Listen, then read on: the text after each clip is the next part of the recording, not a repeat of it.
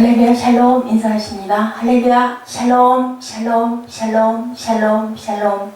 하나님 사랑합니다. 여러분 주 안에서 사랑합니다.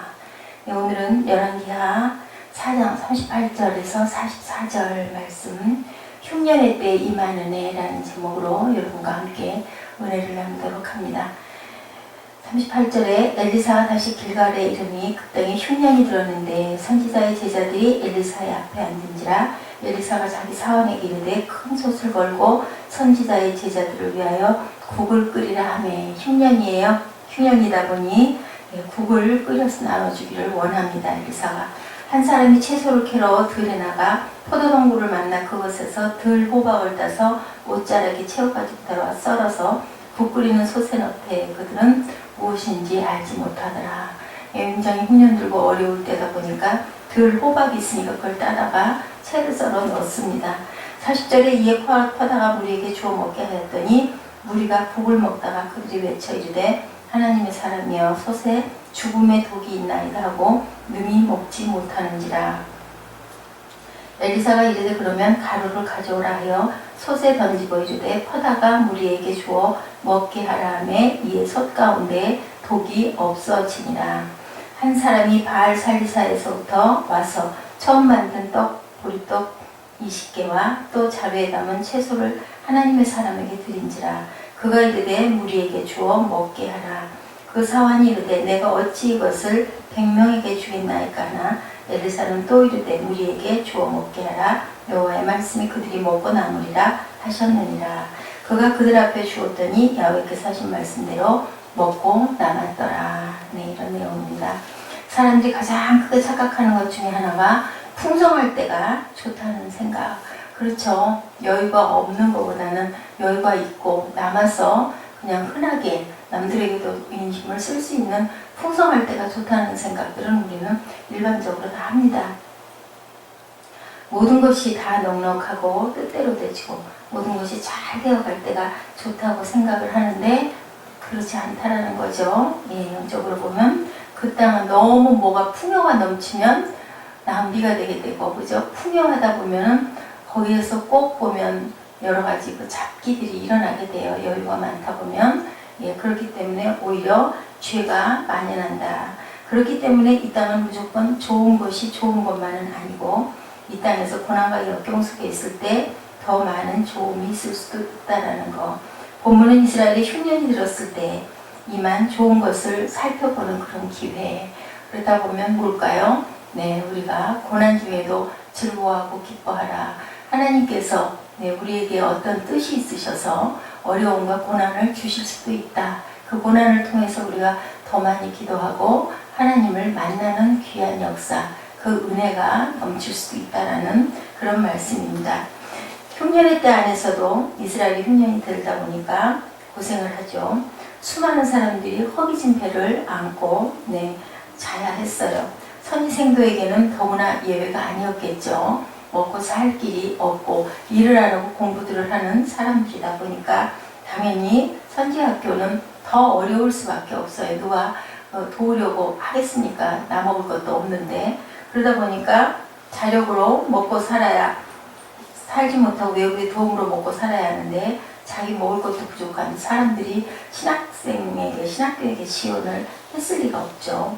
엘리사는 지금까지 아주 귀한 하나님의 역사의 통로로 일을 하고 있어요. 지금 엘리야를 뒤를 이어서 엘리사는 기름 한 병으로 수없는 그릇에 기름을 채워가지고 그것을 팔아서 빚을 갚게 하고, 그죠?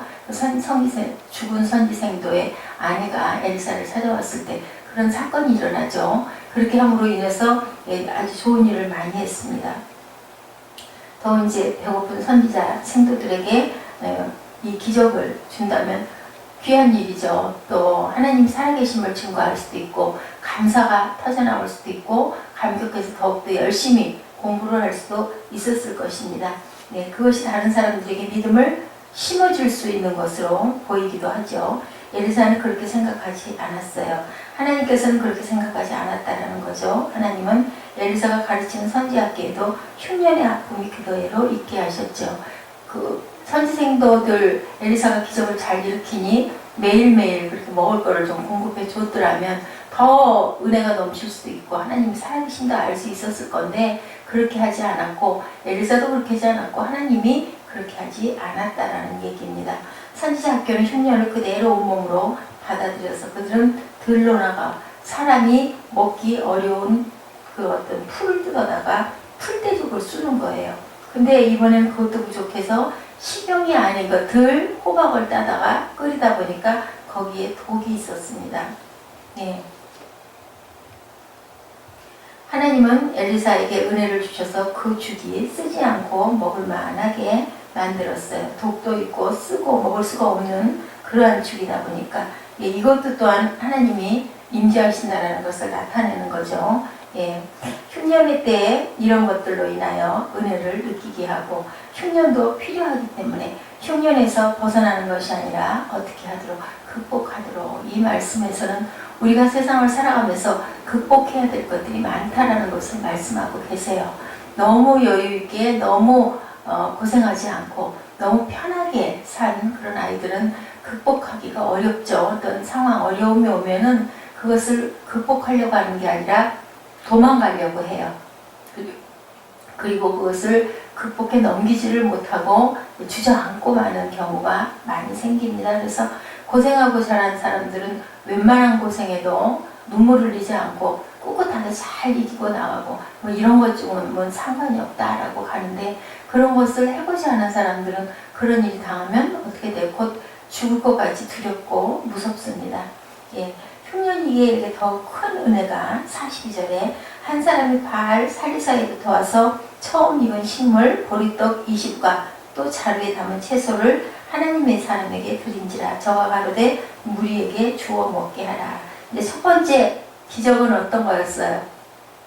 들에서 죽을 손을 쓰는데 예, 들 호박을 따다가 넣었더니 먹을 수가 없게 독이 있어서 먹을 수가 없게 된 걸 엘리사가 밀가루를 갖다가 풀어 놓으니까 먹기 편하게 만드는 그런 기적, 첫 번째 기적이었습니다. 두 번째는 예, 바알 살리사에서부터 와서 처음 익은 식물 보리떡 20개 또 자루에 담은 채소를 하나님의 사람에게 드리죠. 예, 무리에게 주어 먹게 하라고 드리는 거예요. 얼마나 귀했을까요? 보리떡이 20개나 돼요. 그리고 네, 그 식물이 한 자루, 어떤 얼마나 작은지는 모르지만 이렇게 와서 처음 익은 식물을 드렸어요. 이 드림은 말씀에 명령하고 있는 것이기에 당연하죠. 처음 익은 것으로 네, 하나님께 드리는데 하나님의 사람들이죠. 선지생도들은 공부하고 있는 사람들에게 주어서 나눠주십시오 하고 주었어요. 그러니까 이것은 말씀에 있기 때문에 당연한데 이 식물이 더 큰 헌신이 된 이유는 뭘까요? 흉년의 때였기 때문이에요. 그냥 보통 때 같으면 그냥 뭐 주는 거 아니 뭐 고맙습니다 그냥 받으면 그만인데 정말로 그 생명줄과 같죠. 굶고 있는 때 이런 것을 갖다 주니 얼마나 감사하고 귀했을까요? 예, 내가 먹고 살기도 힘든데 예, 어떻게 그렇게 11조도 마찬가지죠. 먹을 것도 아무것도 없는데 11조를 한다는 거는 우리가 정말 일반적인 믿음으로는 어렵습니다. 당장 쌀이 없는데 그 돈으로 그런 그 예화들이 예도 많습니다. 지나간 그 얘기를 들어보면은 정말 아무것도 없고 딱 그거밖에 남지 않았는데 이것으로 내가 하나님께 드려야 될까 이것으로 어떤 그 한 끼의 밥을 먹어야 될까 고민할 때 우리 어떨까요? 배가 고파서 죽겠는데 참 어려운 얘기입니다. 그래요. 내가 먹기 살기도 어려운데 큰 헌신이죠. 평상시 같으면 당연한 것이 흉년의 때이기 때문에 정말 귀한 거예요. 생명처럼 귀한 겁니다. 예, 우리는 헌신이 이럴 때 더 가치가 있다는 거 생각을 하게 됩니다. 귀하죠. 없는 것은 귀해요. 흔하게 많은 것은 우리 물이 단수가 하루만 되면 어떻든가요? 그냥 뭐 틀어놓고 컬컬 쓰던 거를 받아가지고 바가지로 떠서 쓸 때 얼마나 절약을 해서 아껴서 씁니까? 그러다 보면 엄청 불편함을 느껴요. 근데 사실은 우리가 너무 흔하게 물을 쓰고 있다는 거, 물도 조금 절약할 줄 알아야 되겠다라는 생각을 예, 그렇게 단수가 됐을 때 저는 굉장히 귀한 마음이 들더라고요. 엘리사는 그 사람이 가져온 보리떡 20개를 생도 100명을 위해서 나눠줘라. 그러니까 그거 얼마나 모자르겠습니까? 이건 모자르지 않을까요? 라고 묻습니다. 그랬더니 네, 그래도 나눠주라고 얘기를 하죠. 네, 배불리 먹을 수 있도록 하신 것. 예, 그것이 아닌 것 같았는데도 이렇게 엘리사는 나눠주라고 얘기해요. 어찌 이것을 100명에게 주겠나 하니까 그랬더니 사원 얘기하니까 우리에게 주어 먹게 하라. 야훼 말씀이 그들이 먹고 남으리라 하셨느니라. 그래서 정말 나눠줬더니 충분히 먹고 남는 그런 일. 우리 신약에도 오병이어의 기적이 있죠. 야훼께서 말씀하신 대로 이렇게 먹고 왜 이런 것이 일어났을까요? 양식이 없을 때였기 때문에 하나님께서는 이런 역사를 하시고, 지금은 양식이 풍부하기 때문에 그런 역사는 일어나지 않고 또 이 시대에 필요한 하나님의 기적을 일으켜 주시죠. 그런 것처럼 예수님이 산상수훈을 할 때 해는 지고 그 많은 사람들이 쪼그리고 앉았는데 그 정말 안타깝기도 하고, 또한 또 이것을 더 말씀을 또 강론을 해야 될 수도 있고, 돌아간다 해도 먹을 것이 없는 사람들 긍휼히 여기셔서 어떻게 했어요? 그 보리떡 5개와 물고기 2마리를 아이가 가져온 것을 그것으로 떼어 나눠주라고 얘기합니다.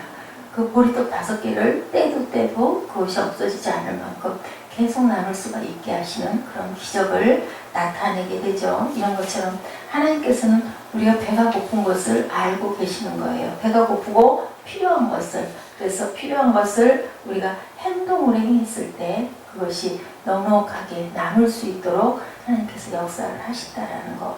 흉년의 때에도 하나님의 은혜가 있어서 우리가 흉년을 만나면 흉년을 벗어나려고만 할 것이 아니라 받은 은혜를 우리 마음속에 품고 기울였을 때 그 흉년이 더 큰 은혜가 될 수도 있다는 거.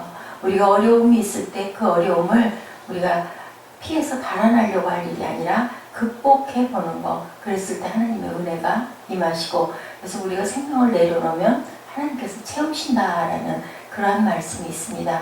그래서 우리는 두려워할 일이 없다, 죽을 일도 없다. 어떻게 하든 하나님께서는 우리를 세상에 낳아주셨기 때문에 살 수 있게 해주시는데, 그것을 위한 노력은 우리가 해야 되고, 때로는 그러한 고난도 극복해 볼 줄 알아야 된다라고 오늘 이 말씀에서 우리에게 귀한 교훈을 주십니다. 흉년에 대한 하나님의 그 큰 은혜를 받을 수 있는 우리들, 너무 먹을 게 없고 배가 고플 때 그래도 견디고 참고 우리가 기도했을 때 우리가 살아날, 솟아날, 우리 옛말에도 그런 얘기 있죠. 네, 하늘이 무너져도 솟아날 구멍은 있다. 하늘이 무너지는 일은 없어요. 하늘이 무너지는 것 같은 그러한 아주 정말 깜깜한 절망적인 어떤 위기가 닥친다 할지라도 우리가 극복해 넘길 수 있는 그런 일은 있다라는 말씀을 하나님께서는 하고 계시고, 우리 선진들은 예수를 믿지 않고 하나님을 몰랐을 때도 분명히 우리가 그것을 딛고 일어날 수가 있다라는 것을 이렇게 얘기하고 있습니다. 그리고 아주 죽을 것 같은 그 시간도 지나고 나면은, 그죠? 견디고 지나고 나면 뒤돌아보면 그렇게 큰 일도, 그렇게 죽을 일도 아니었다는 것을 우리가 알게 됩니다. 그래서 우리가 나이가 먹어가다 보면 많은 경험이 있죠. 그래서 연륜이라는 얘기를 해요. 그래서 어려움도 우리가 그것을 절망할 것이 아니라 극복하고 넘길 때 하나님께서 큰 은혜로 우리를 살려주신다라는 거. 하나님만 제 안에, 제가 하나님께 붙어만 있으면, 예수님께 붙어만 있으면 우리는 그 생수를 공급을 받을 수 있습니다. 그래서 생명이 절대로 끊어지는 일은 없다라는 것. 우리가 늘 조심하고 하나님이 말씀하신 명령을 지키고 규례대로 행하고, 그리고 은혜로 주님 말씀대로 사랑하는 마음을 품었을 때 하나님께서는 우리를 살게 해주신다는 것을 잊지 않으시는 저와 여러분 되시기를 주님의 이름으로 축복합니다. 기도하시겠습니다.